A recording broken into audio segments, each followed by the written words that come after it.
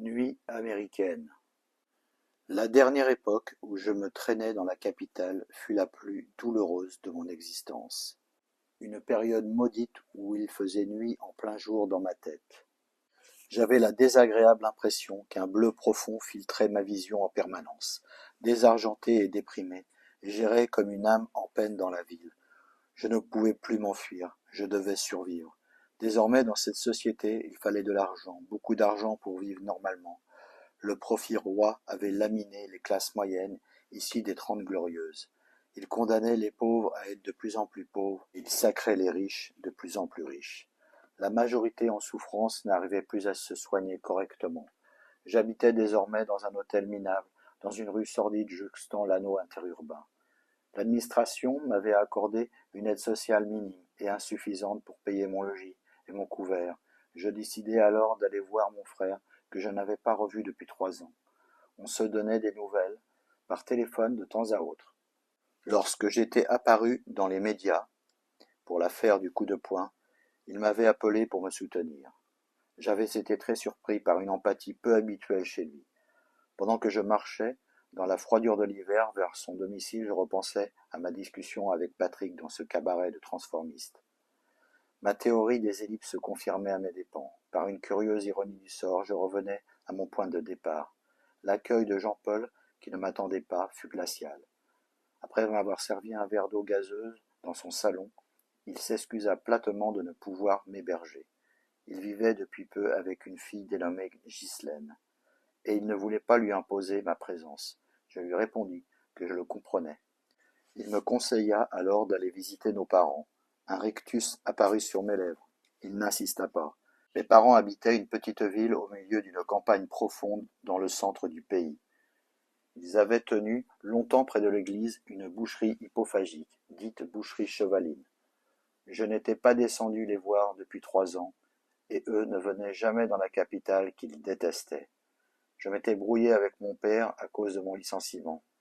Il m'avait dit que je l'avais fait exprès de me faire virer. Il en était sûr, car il prétendait bien me connaître. Pour lui, j'étais un caractériel et un rebelle à toute autorité. Il me considérait mal, et comme un bon à rien, il disait que j'agissais comme un égoïste qui ne pensait pas à ses enfants. Nous ne nous étions jamais aimés, et encore moins compris. Il était cassant, castrateur, et dénué d'ouverture d'esprit. J'avais lâché l'affaire depuis longtemps. J'avais préféré arrêter de me disputer avec lui, car il était très âgé maintenant. Mon père était un vieux chêne incapable d'aimer, et comme le dit la fable, il ne pliait pas, mais pouvait rompre. Moi j'étais comme l'oiseau sur la branche, insaisissable, et toujours prêt à m'envoler. Ma mère était une douce et docile personne. J'avais toujours pensé qu'elle aimait trop mon père pour se rendre compte du sombre personnage qu'il était. Elle avait ravalé au fil du temps passé, à ses côtés, sa joie de vivre et son amour maternel. Il l'avait tué à petit feu. C'était un crime sur la durée qui ne disait pas son nom. Mon père aimait sa femme comme il aimait les chevaux qu'il dépeçait dans son arrière-boutique. Le couple peut devenir une prison de laquelle on ne s'échappe pas. Ils n'avaient pas un besoin fondamental de voir leurs enfants, et moi je ressentais la même chose à leur égard. J'avais décidé de mettre définitivement mon mouchoir sur un amour filial impossible. Plus tard, je serais passé voir ma mère, très malade et mourante. Je m'en voulais car j'avais failli agir de même avec mes enfants. Je buvais peut-être pour m'accepter, pour transcender cette erreur de programmation originelle en moi et cette différence de fabrication. Je ne m'étais jamais vraiment senti issu de mes parents, ni plus largement à l'aise dans ma famille. Je ne pouvais nier la réalité biologique, mais je ne comprenais pas pourquoi j'étais si différent d'eux. L'histoire familiale nous plombe ou nous forme pour la vie. Je m'inscrivais dans la première catégorie. Pourtant, j'avais réussi, comme tant d'autres tardivement certes, à changer ce destin qui s'était refusé à moi depuis trop longtemps. Enfin, je le croyais jusqu'à ma rechute. Finalement, je pensais, comme les fondamentalistes religieux, que tout était déjà écrit et qu'il était inutile de lutter contre sa destinée. Amor fati. J'avais simplement réussi quelque chose de temporaire, à l'instar de notre passage sur cette terre. Devais-je être fier de cette période de ma vie? Oui, car j'avais fait un vrai choix. Je m'étais battu pour ne plus subir ma vie. Non, car j'avais échoué à aller jusqu'au bout, comme l'avait écrit l'homme à la main coupée, mon écrivain écrivain préféré. Je savais maintenant que dans cette société, il fallait réussir ou se suicider lentement, réussir sa vie ou réussir dans la vie. Pour moi, il fallait réussir les deux dans notre civilisation ou périr malheureux. Mon problème majeur, vivre en Occident. Je n'avais jamais su faire le choix de partir par lâcheté. Ici, rien ne me correspondait. Je vivais par procuration dans la peau d'un autre, dans cette existence étrange où l'on passait son temps dans nos bagnoles à engorger nos poumons de pétrole. Je survivais dans cette époque abrutissante où l'on passait plus de 12 ans de sa vie devant une télévision lobotomisante et 8 heures par jour dans un bureau d'une tour climatisée ou une usine. Lorsque l'on sait que l'on dort un tiers de sa vie, que reste-t-il alors comme temps pour la vivre réellement? Je m'ennuyais dans cette société où l'on est coupé de la nature par des millions de tonnes de béton érigés en murs et qui nous empêchent de voir l'horizon. La recherche scientifique et les avancées technologiques avaient des courbes hyperboliques. Nous profitions tous d'un progrès à l'accélération fantastique. Mais vivions-nous vraiment heureux dans ce progrès non maîtrisé et sans garde-fou à atteindre l'avènement du transhumanisme ou de l'homo deus? Le débat philosophique sur la question du progrès restait à organiser. Le progrès pour aller où? Et pour faire quoi? À qui profitait-il au bout du compte? Le progrès scientifique provoquait des dommages que lui-même réparait. C'était flagrant concernant la recherche en médecine et en pharmaceutique. Les grands laboratoires faisaient beaucoup d'argent en réparant les ravages causés sur la santé par les industries, et notamment l'agroalimentaire.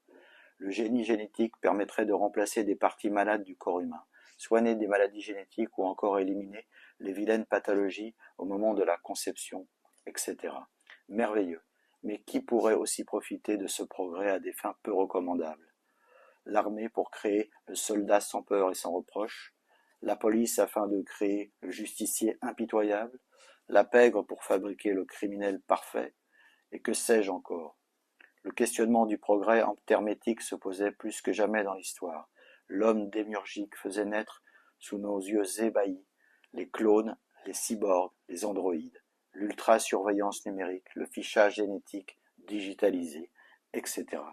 Une nouvelle civilisation apparaissait, un nouvel homme. Mais pouvait-on encore l'appeler humain? Problème de riche m'avait lancé à la face un migrant fraîchement évadé du tiers-monde, avec qui je conversais un jour par hasard. Cet homme avait été purement et simplement plongé dans l'urgence d'un monde cruel, dans lequel il n'avait pas eu le temps ni le loisir de se poser ce genre de questions philosophiques. Il venait se réfugier et sauver sa vie dans l'œil du cyclone. Moi, je restais ici pour l'instant, à vivre le déclin de cette civilisation version 1.0, dans une euphorie crépusculaire, où le soleil de la consommation brillait encore de ses derniers feux sur le pôle occidental, avant son extinction brutale. Au fond, je rêvais de ne plus travailler. J'avais dû m'inscrire au chômage afin d'avoir des droits aux aides sociales. On se régnait sans cesse aux oreilles des chômeurs de créer leur entreprise. C'était la quête du Graal qui masquait la triste réalité. L'agence pour l'emploi n'avait que très peu d'emplois à proposer. Comme si tout le monde pouvait ou avait envie de créer sa société. C'était absurde, cette philosophie du capitalisme poussée à l'extrême. Moi, je voulais simplement profiter d'être vivant.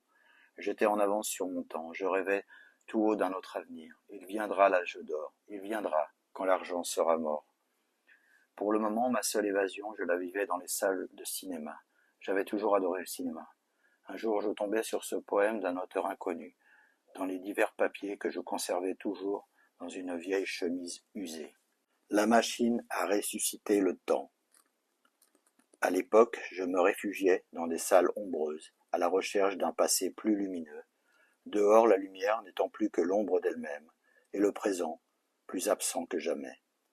Avant que de mourir tout à fait, j'avais été initié dans un temple secret, à découvrir la machine à ressusciter le temps, celle qui ouvre aux enfants les portes du paradis.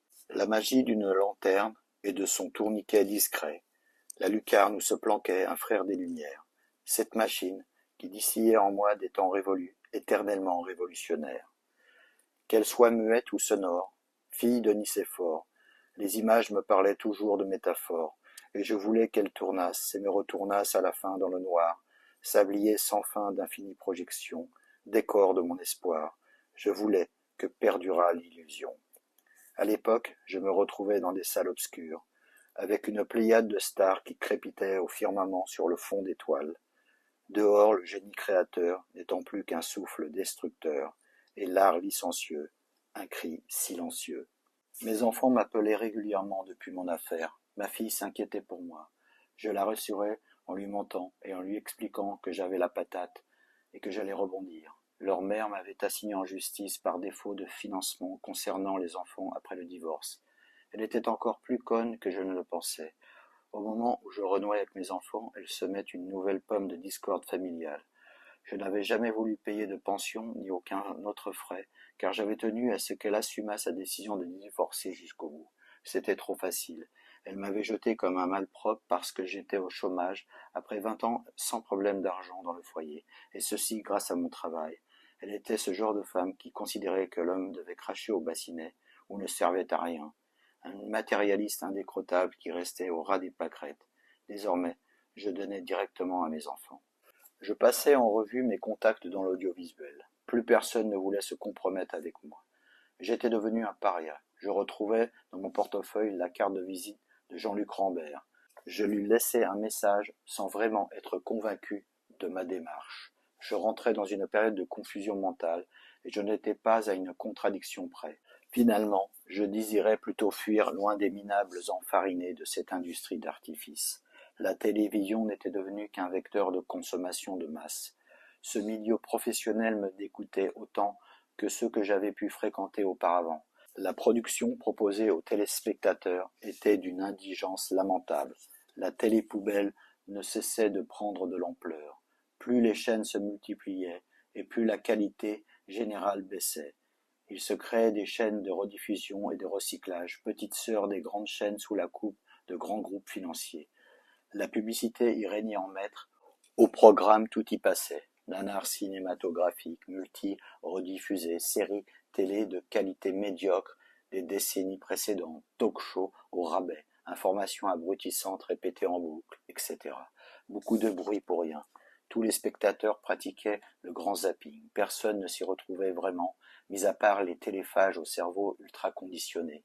La solution pour contourner ce marasme des programmes consistait à payer pour visionner des chaînes thématiques. Encore un bel exemple de l'inégalité croissante des chances concernant l'accès à la culture. La jeune génération s'était tournée avec raison vers Internet. Je me demandais pourquoi une bonne part des émissions venaient d'une idée originale repiquée au monde anglo-saxon. N'étions-nous pas capables de créer et d'innover en ce pays? Bien évidemment que oui, mais la facilité, du profit, rapide et certain l'emportait sur le reste.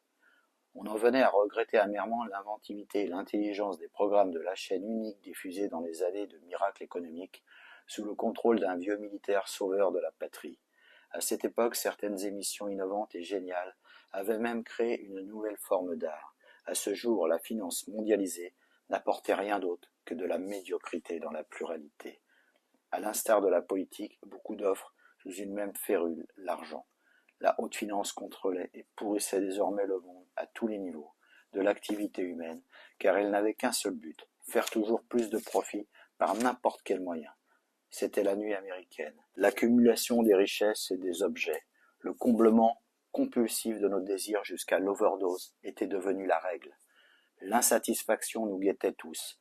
Je crevais à petit feu dans ce monde à la finitude matérialiste. Je pensais plus que jamais que la finalité de notre humanité résidait dans la spiritualité. Je marchais de plus en plus souvent dans les rues pour ne pas perdre la raison dans ma chambre d'hôtel. Je ne me droguais plus, mais je buvais encore seul dans mes 10 mètres carrés. La boisson restait l'assommoir, la drogue des pauvres. Je recommençais mes errances d'avant comme un piéton perdu sans but dans la grande cité. Les automobiles déboulaient sans cesse de partout et encombraient les artères de la ville. L'asphyxie nous guettait. Le piéton devenait paranoïaque par peur de l'automobile qui régnait en maître. Elle pouvait renverser quiconque s'opposait à sa course folle. Quelle absurdité! Je regardais les noms des rues et des avenues de la capitale que je parcourais au hasard.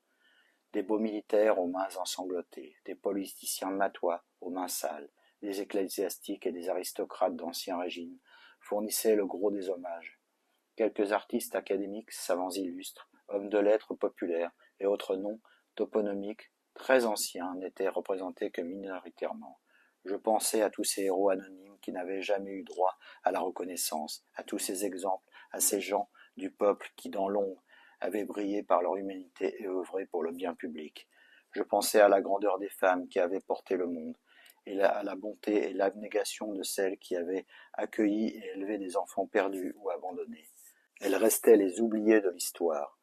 J'admirais le dévouement et le sacrifice des pompiers, des infirmières, des chirurgiens, des aides-soignants, de ceux qui ne laissaient pas tomber les vieux, en général tous ceux qui sauvaient et qui soignaient plutôt que de tuer. Ils étaient l'espérance de l'humanité. Dans notre modèle de société, il fallait avoir été riche ou célèbre pour être honoré. Dans les quartiers du centre, je croisais les touristes mondialisés. Ils pouvaient venir de tous les endroits du monde. Ils se ressemblaient tous. La même culture avait envahi la planète. Le monde serait bientôt uniforme et standardisé. Mon téléphone sonna. David me proposait de venir habiter chez lui en attendant. J'étais sûr que Nathalie le lui avait demandé. Alors, j'acceptais.